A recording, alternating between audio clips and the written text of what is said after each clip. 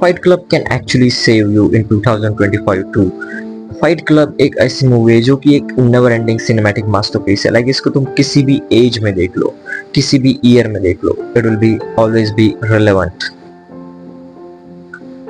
क्योंकि Fight club एक ऐसी मूवी है जो कि इस दुनिया के ऊपर बनाया गया है, कि वो उस दुनिया के प्रिंसिपल्स के ऊपर बनाई गई है कि जैसे जैसे हाउ ये दुनिया चलती कैसी है, ये दुनिया इक्विवेलेंट टू यू कैसे चलती है, विद रिस्पेक्ट टू यू ये दुनिया कैसे चलती है उसके ऊपर बनाई गई है। कैसे तुम इस दुनिया के साथ चलते हो, कैसे ये दुनिया तुम्हें चलाती है अपने ऊपर, उसके हिसाब से ये मूवी बनाई गई है। एंड इस मूवी की जो है वो रिलेवेंसी जो है वो आज के समय में, इस टाइम में, आज के इस 2025 से लेके मतलब कि 2000 के एरा से लेके अब तक की जो इसकी रिलेवेंसी है वो काफी ज्यादा बढ़ती जा रही है। क्योंकि फाइट क्लब की जो सारी बातें इसने 1999 में बोली थी वो आज तक सबसे ज्यादा रिलेवेंट बनती जा रही है। क्योंकि फाइट क्लब कि जो होल पॉइंट था वो था कि कैसे वर्ल्ड जो है वो कंज्यूमरिज्म के थ्रू कैसे तुम्हें कंट्रोल करता है, कैसे तुम्हें ये चीजें खरीदने के ऊपर मजबूर करता है जो तुम्हें चाहिए नहीं, कैसे वो तुम्हें बनाना चाहता है जो तुम्हें बनना ही नहीं है, कैसे ये तुम्हें बताता है, कैसे तुम्हें दिखाता है कि ये दुनिया कैसे तुम्हें एक रैट रेस में भगाना चाहती है जहाँ पे तुम बस एक कीड़े हो, इस गंदी नाली के कीड़े हो जो कि तुम बस चलते जाओगे। तुम्हें कैसे तुम्हें दिखाता है कि तुम्हें बस उस जॉब के अंदर जाना है, जैसे कि उस जॉब वो तुम्हें मैटर भी नहीं करता लेकिन तुम्हें वो करना ही करना है।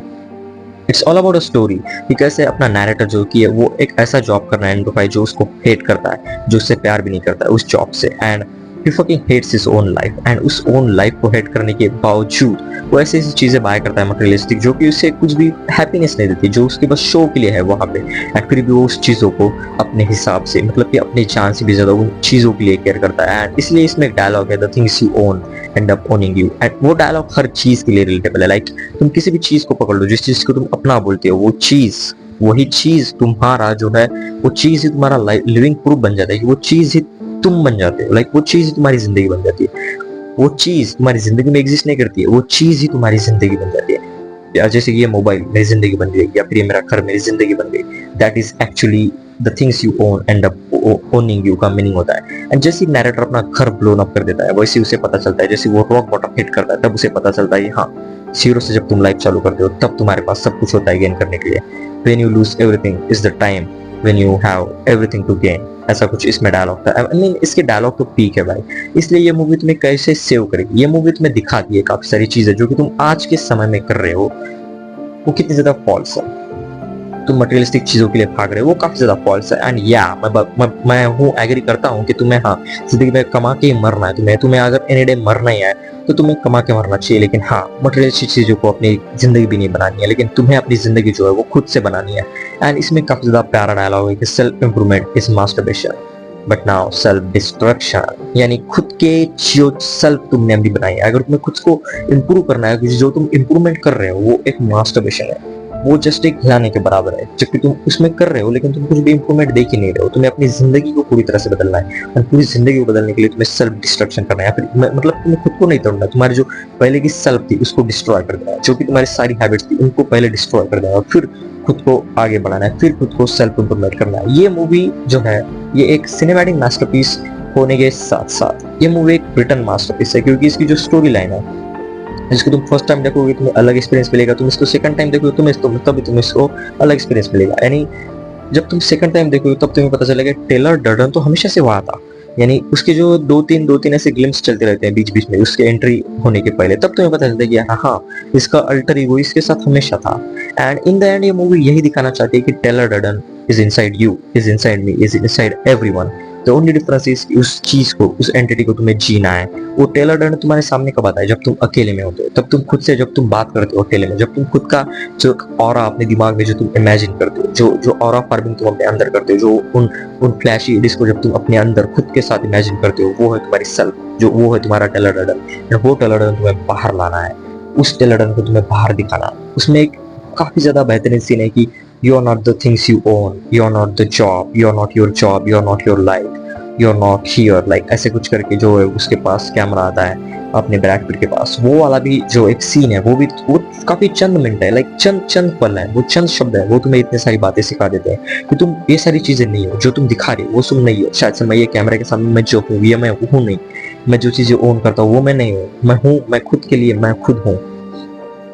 एंड फाइट क्लब जो कि फाइट तुम्हें करनी है एक दूसरे को, वो तुम्हें काफी सारी चीजें सिखाता है कि कैसे तुम्हारे मुंह के ऊपर जब एक पंच पड़ता है ना, तब तुम्हें पता चलता है, तब तुम्हें रियलिटी का एहसास होता है, तब तुम्हें पेन क्या होता है वो पता चलता है। एंड एक चीज जो मैं इस मूवी से सीखा हूँ, जिसको मैं फॉलो भी करता हूँ, कि तुम्हें सारी चीजें भगवान के ऊपर नहीं छोड़नी है। तुम्हें गॉड के ऊपर इतना भी ज्यादा बिलीव नहीं करना है कि तुम सारी चीजें उसके ऊपर छोड़ दो। तुम्हें खुद को लेके ऐसी अंडरस्टैंडिंग रखनी है कि you have to consider the possibility that God hates you. In all possibilities God don't want you. In all motherfucking possibilities he fucking hate you. You are the God's most unwanted child. इस भगवान को तुम चाहिए नहीं थे इस धरती पे। इस पॉसिबिलिटी के साथ तुम्हें जीना है।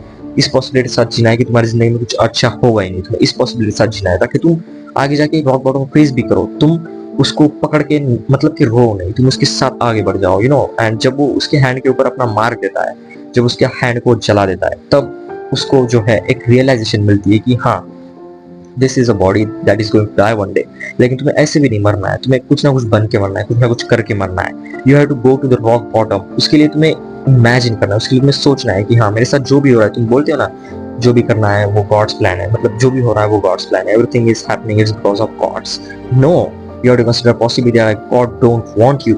You are the most hated child. इसी की वजह से तुम्हारी लाइफ सक करती है, इसी की वजह से तुम चूतिया हो, क्योंकि God don't want you. And if he doesn't want you, he's not going to do anything in your life. You are the one who has to do everything in your life by yourself.